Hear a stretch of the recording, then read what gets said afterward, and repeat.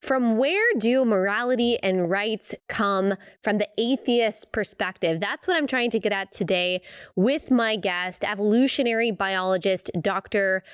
Colin Wright. This is the second part of our two-part conversation. We'll also be discussing, can the Christian right and atheists link arms when we can't really agree on where our values are actually derived? I think you're going to get a lot out of this. This episode is brought to you by our friends at Good Ranchers. Go to goodranchers.com. Use code Allie at checkout. That's goodranchers.com, code Allie.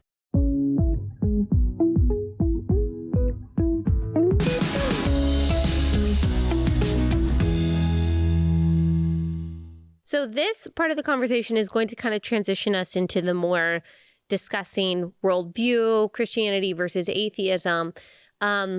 And I'll kind of explain the bridge that I at least see in my mind. But why can't we say, okay, sex is fixed, fine. You know better than I do, but gender is fluid. And there is such thing as a way to identify according to how you feel, according to how you think. And that really is a spectrum. That really is fluid. Even if you're biologically male or female, we should be able to present as the opposite sex and live as the opposite sex, because that is truly how we feel. So why does physical reality matter more than how someone says they sincerely feel in their heart and mind? Yeah, so I think that sex, it matters, but it really only matters in certain contexts. Like, I don't think we should consider someone's sex if we're trying to decide whether they should get a promotion, whether we're going to hire them. There's very few aspects in society, I think, where we need to really be vetting people based on their biological sex. It's only in certain areas like sports and changing rooms, what prisons you go to, all the things that are currently being debated in society right now. Those are the areas where, it's really important for reasons of safety or fairness. So in most contexts, yes, sex probably shouldn't matter. And I think that what a lot of people are referring to as gender identity is really just your self-assessed position along some imaginary spectrum of masculine or feminine stereotypes. Mm-hmm. So most people sort of can conceive of themselves as encompassing varying degrees of stereotypical masculinity or femininity. This isn't really a gender identity. This is just sort of recognizing facts about yourself regarding just the way that you feel. There are some women who are very masculine. There are some men who are naturally very feminine. This doesn't mean they're born in the wrong body. This doesn't mean they have a gender identity of a female if you happen to be male. This just means that you're gender nonconforming. I mean, part of evolutionary biology is that we have variation within and between categories in almost every category in nature. It's natural for men to be effeminate. It's natural for females to be masculine to some degree, even if it's not, typical for their sex. Sex atypicality is a thing. This shouldn't be shunned. I think if somebody wants to express themselves in more feminine ways than they're a boy or a man, then they should, by and large, be able to express themselves like this. But we need to be able to keep this line between how you choose to express yourself and the way that you feel internally and want to wear clothes and makeup to whatever degree, with your actual biological sex and where in the areas where that matters. Because your gender identity doesn't really matter, I think, in any other context. I think most people should just be, you can be a masculine woman or a feminine boy. That's fine. I don't see anything wrong with that. I think that's just part of natural human variation that we should all sort of just get over. It's a real thing. But identity, when it comes to pronouns, when it comes to spaces, when it comes to athletic teams, you believe, as I do, should be in accordance with someone's sex. Absolutely. Yeah. Do you believe, I'm curious, do you believe in using someone's preferred pronouns if you know that they're really the opposite sex? So no, I only make an exception for people who are like my close friends, who identify as trans and who I know aren't actually delusional about their biological sex. So I'm friends with Buck Angel, for instance. Buck Angel is the first who's identifies as a trans man, a biological female. Buck is the first person to tell everyone that if they're biologically female, they just present as masculine because it helps them, feel better and move through the world appearing this way. So I refer to Buck with he, him pronouns, partly because Buck honestly just looks like a man, so it's not like difficult to do. And Buck's my good friend, and I know that I'm not participating in a delusion with Buck because Buck is not delusional. I won't use opposite sex pronouns for children ever. I won't use it, for people I don't know. I'll just use their name, things like that. But I do have sort of a personal friend exception, so long as I know that they are not personally delusional and I'm not participating in a delusion.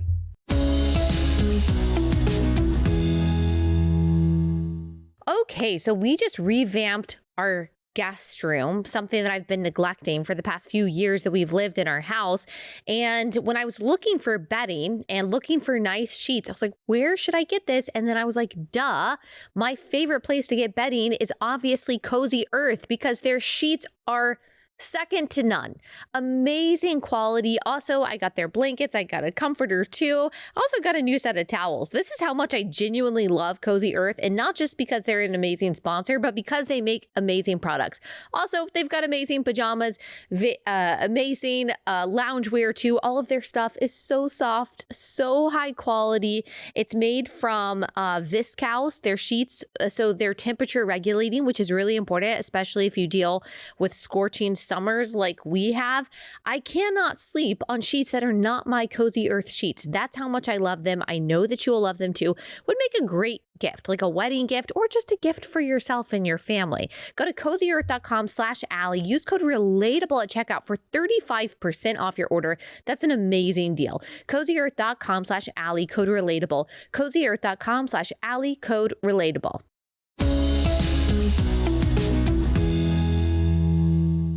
I wonder also if you see a difference between, so someone like Buck, who is a female, definitely looks male. So I agree with you on that. But we're not really concerned. I think most people aren't really concerned with like the safety and fairness aspect of a female who tries to present as a male, going into the men's bathroom or going, trying to compete against men, even though I believe that to be morally wrong to try to gender bend and all of these things. Like, we're not as concerned about men's rights being violated by these women who want to identify as men. So I think there's like a little less sympathy, it seems. I mean, even from me, a little less sympathy for even someone who is like, you know what, I know I'm biologically male. If they say, I know I'm biologically male, but I still want to present as a woman. And so I am going to go into your bathroom. Like, I am going to go into your locker room. I am going to be in your spaces because, it's kind of like Caitlyn Jenner, who I think acknowledges the reality of male and female and even the distinctions in male-female sports, but still considers himself fully a woman and would enter women's spaces. Like, that is still participating in a delusion, even if they understand their sex. It's like, well, you're still trying to categorize yourself as something that you're not, and I don't want a man in my spaces. Yeah. No, I agree. I would not support any of, any women, any of my friends who identify as trans women from entering female spaces. I definitely do not support. Going into female spaces if they're male. So.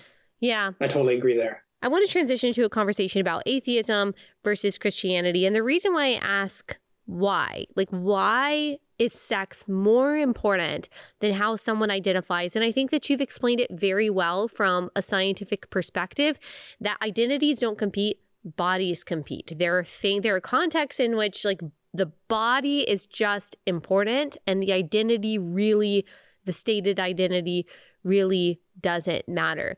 But still, I understand from someone's perspective who kind of, how in my language, I would say sees themselves as God. So sees themselves as the definer and the arbiter of all things.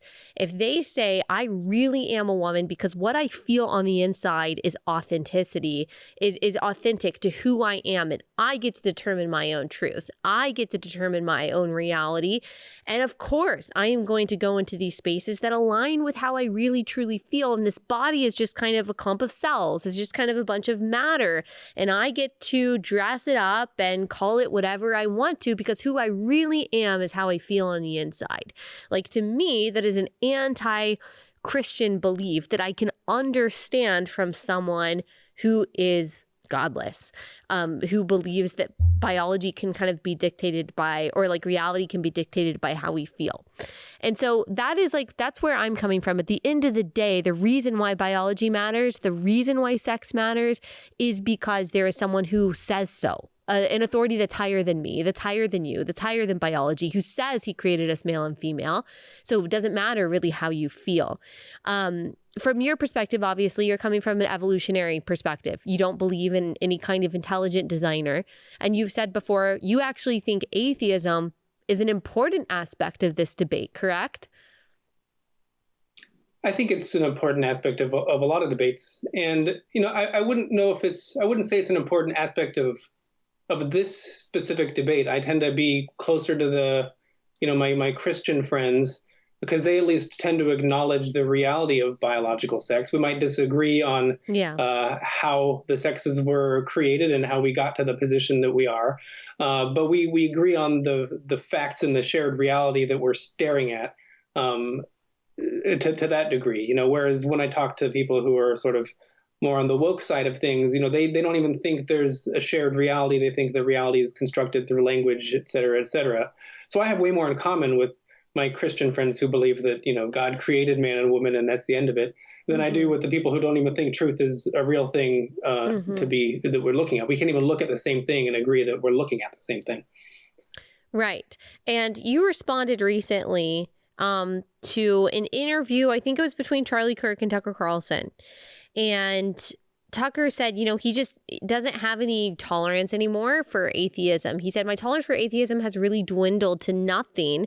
And, or I guess maybe this is Charlie Kirk actually saying this, but the idea that people who are completely certain as a matter of religious faith that there's no God, I just find it hilarious and so childish that I can't take it seriously. I can't tell who is actually saying what. I think that was Tucker. Okay, Tucker. Yeah, it kind of sounds like Tucker now that I'm reading it.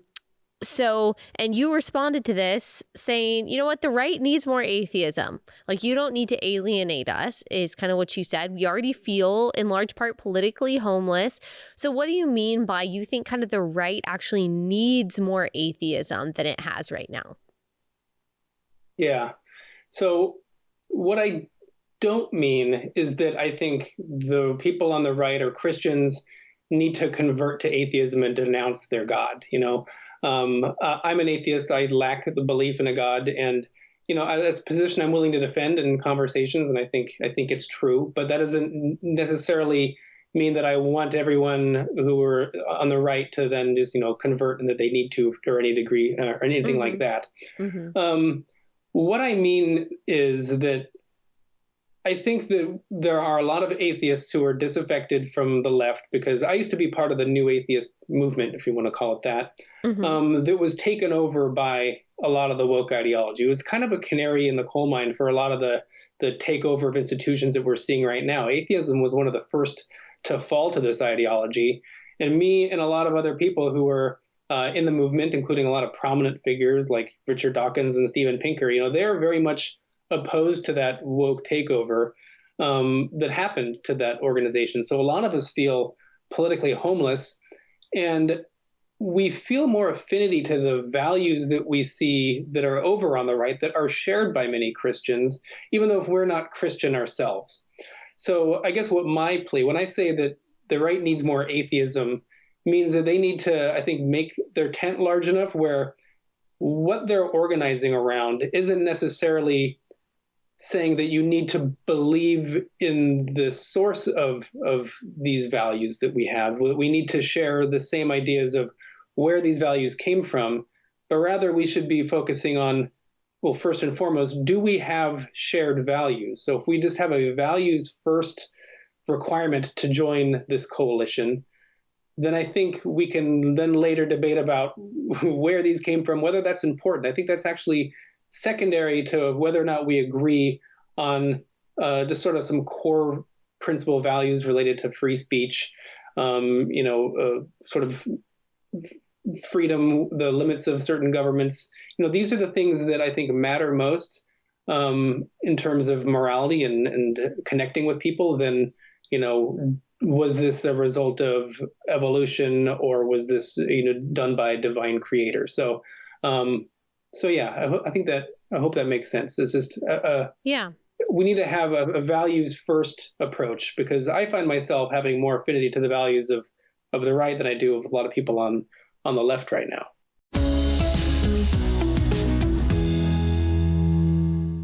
Okay, quick pause to tell you guys about Carly Jean Los Angeles, one of my favorite sponsors, because I love their clothing so much. Pretty much every time I say that every time I'm talking about Carly Jean Los Angeles, I can say, yeah, I'm wearing them right now. The reason why they are a sponsor on this show is because I literally use their products, wear their clothing all of the time. It is an extremely rare occasion that I'm not wearing something that is CJLA. Today, it's head to toe. I'm wearing CJLA shoes, pants, shirt, because it's high quality, because I like how they look, because I like the simple colors and lack of busy patterns, but also because they fit me in every stage of life.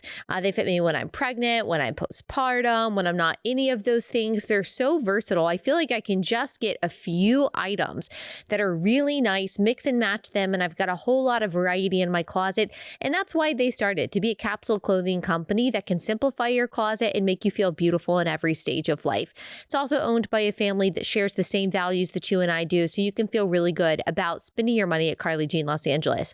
So go to carlyjeanlosangeles.com, use promo code AllieB at checkout for 25% off your order. That's carlyjeanlosangeles.com for 20% off. Sorry about that, 20% off your order. carlyjeanlosangeles.com, code AllieB.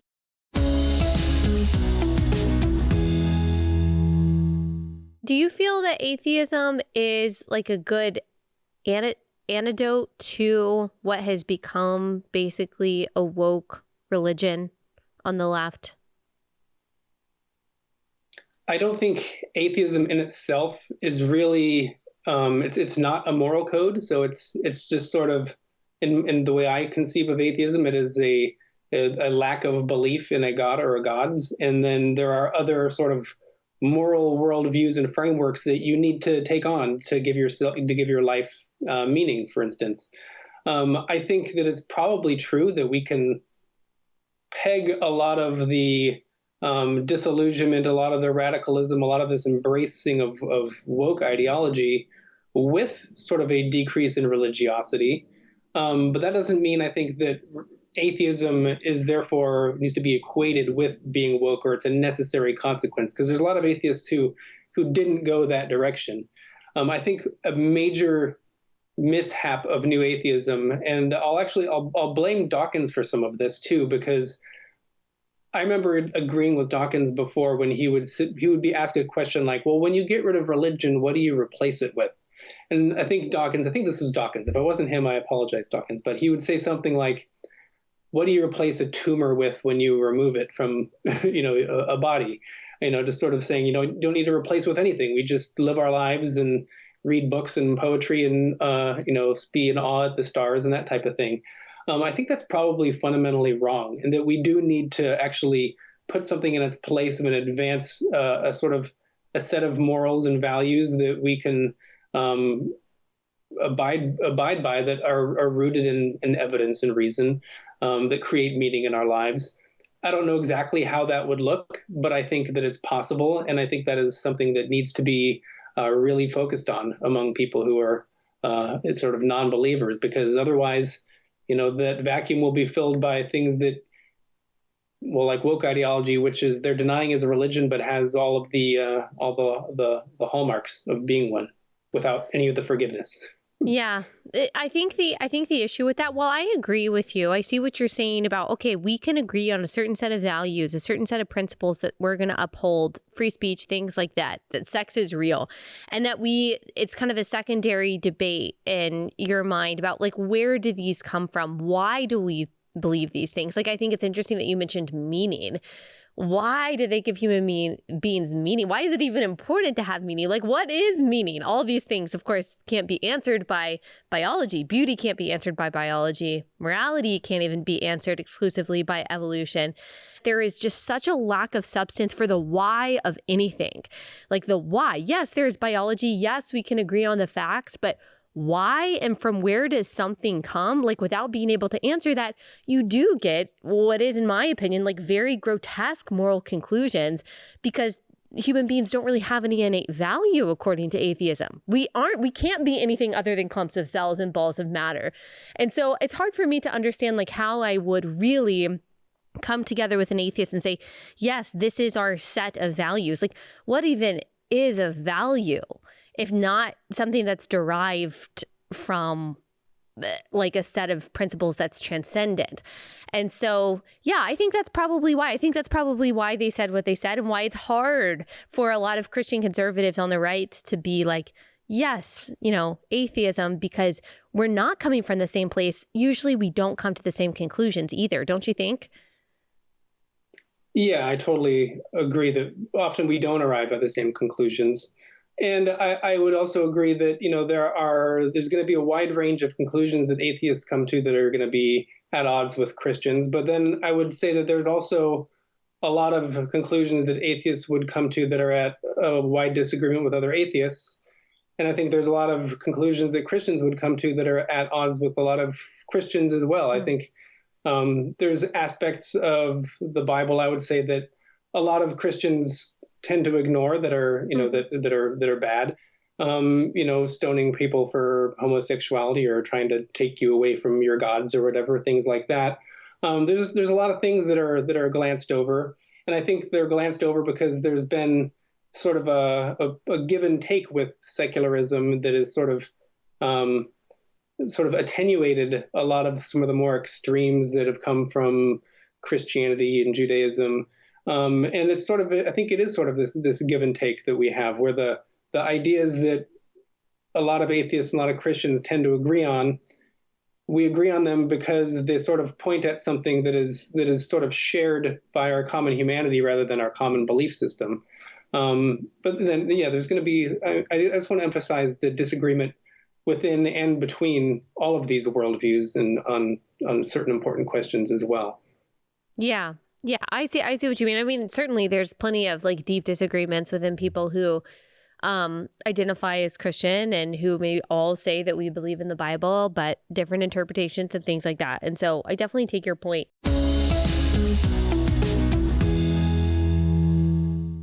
Okay, another break to tell y'all about Birch Gold. This is the place to go to if you are looking to diversify a portion of your savings into gold, which could be a really great and safe option for you because gold really withstands all of the turbulence in an economy. And if there's anything that we have learned about the United States, especially over the past few years, it's that things are bumpy, things are unpredictable. So you just want to make sure at least a portion of your savings is secure. People really love working with Birch Gold, and they can answer all of your questions. If you have no idea like what it entails to turn, your 401k or an IRA into an IRA in gold, you can ask them about that. And you can get a lot of information just by texting Allie to 989-898. You'll get a free info kit on gold when you do. No obligations. Text Allie to 989-898 for that free info kit on gold. Text Allie to 989-898.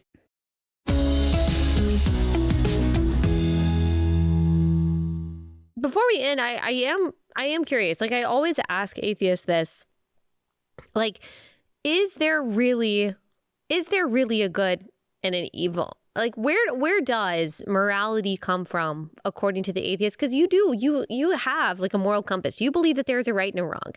Beyond biology, like you believe that it's wrong for a man to compete against a woman. You use the word unfair. What does unfair even mean? Like where does that come from? Why is it wrong for the person who is most powerful to just beat out everyone else?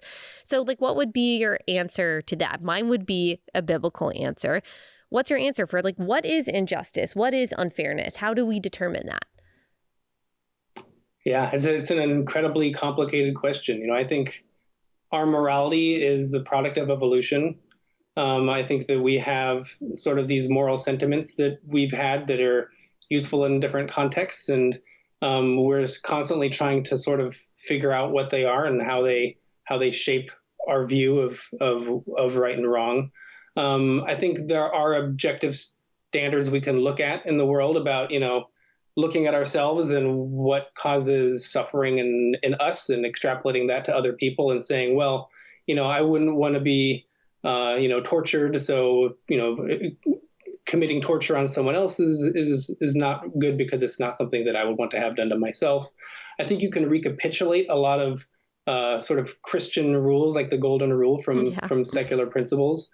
But I ultimately, I don't tend to look in the world in terms of good and evil. I can see where people get those ideas, and I can see really bad things that I think are happening where I would say, that a Christian might call evil, and I would say this is just a deeply disturbed human being who has no sense of suffering in others. They have no empathy, no sympathy, and explain it in terms of just sort of, the way I would look at a great white shark or a grizzly bear who's attacking someone, where there's something wrong with their brain that's causing them to wreak havoc on society, and they should therefore be jailed because they do that. I think there's some negative aspects of looking at the world, I think, in terms of good and evil, because I think that can contribute to a lot of tribalism of, if you're just going to mark certain people as they're just evil, these people are just good. That sort of black and white thinking, I think, can lead to a lot of atrocities being committed, where it's just like, these people are just irredeemably evil. That's all we need to, stop our investigation there. Whereas I think, a more nuanced take would be to look at people who are, to say that a lot of the battles we're doing is sort of a battle between good and good to to a large degree, where people who are just confused about what the best outcomes are being misled by people. Again, it's enormously complicated. I don't have a very elevator pitch for you of the complete basis of our morality, but it's definitely something that can be negotiated and talked about. And I think it's kind of doing that secular moral philosophy is an important part of being a good person, trying to justify the reasons that you have for doing things and not doing things. It's so interesting. Yeah, I appreciate you sharing that. Like atheists, I hear you use like a lot of moral language, empathy, sympathy, good person, things like that. Treat other people how you want to be treated. I don't know that there is necessarily an evolutionary answer for that. Of course, I would say that it's been written on our hearts as people who are made in the image of God, is that we want justice. Like, we inherently see something wrong when the big guy is picking on the little guy. Of course, you could argue that evolution has been the big guy picking on the little guy, and that's why those of us who are here, and yet we don't like that. When we see that today, like, there are laws against that kind of thing. Like, we don't like that kind of victimization. I would say that it's because we're created by that. And I know that atheists really try to grapple with, living a good life and wanting to be moral, not realizing that they've adopted all of their morality, I think, from Christianity. But I would just to say, just for the people listening, is that Christianity does not believe that anyone is irredeemably evil, or that there are people over here who are always good, people over here who are always bad. Maybe there are people who purport to believe that, but that's not what Christianity teaches. We believe that everyone is evil, actually. Like, everyone is sinful. Everyone is in need of a savior, that the only one that is perfectly good, that is God. And that's why we believe in Christ. We believe in the ultimate sacrifice, who paid for our imperfections, who paid for our sins, who reconciled us to a holy God, who made us righteous and made us holy. And like, Christians should have the utmost humility, because we believe that we understand just how hopeless and just how fallen all of us are. And that everyone, like, God can redeem absolutely anyone, I should say, through the blood of Christ. That's what Christians believe, not that any one group is evil over the other. And then I would also say, but we do believe in a standard. We believe that there is evil, and that there is wrong, and that there is good, that stealing bread from the bakery is wrong. Maybe it doesn't hurt anyone. Like, maybe that bakery is fine, but it is wrong because there is a moral law that is written on our hearts. And that's why laws exist. If there was no greater moral law, then anarchy would be completely justified. I think it would just be survival of the fittest. So that's my take on it. But I appreciate the fact that we can link arms on something as important as sex. I'm very thankful for you that you are like tackling this from the biological perspective. For some people, that's the only perspective that they're willing to hear. And you're speaking up about it, even at great cost to you. So I really appreciate that. Well, thank you so much. I appreciate what you're doing too. And I enjoy having these conversations. Part of me being sort of excommunicated from the left has got me a lot closer to people who are on the right and people I would never have had sort of these conversations with. And it's just been an incredibly humanizing experience, just talking to a lot of people and connecting in ways that I never thought I could before. So thank you. And I include this conversation as part of that as well. So thank you so much. Definitely. Well, thank you so much, Dr. Wright. I really appreciate you taking the time to come on. Thank you.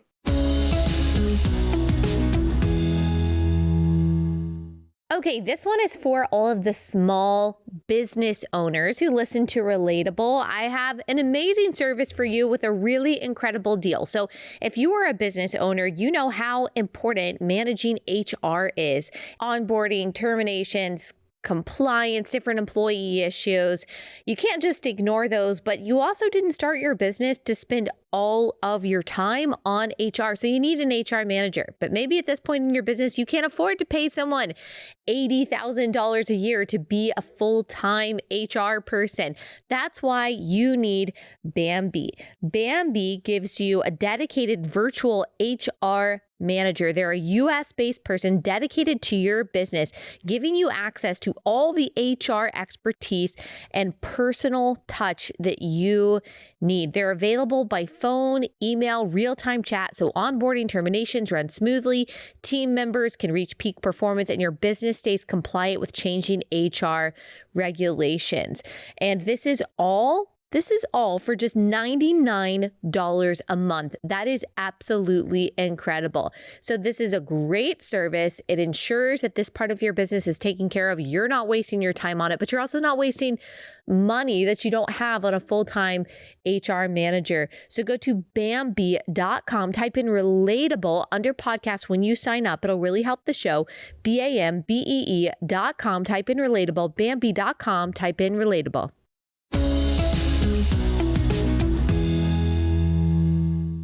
Hey, Relatables and Relatabros, if you could please leave us a 5-star review wherever you listen to Relatable, that would mean so much to us and it really does help the show. Also, if you haven't subscribed to our YouTube channel, please do. Thanks.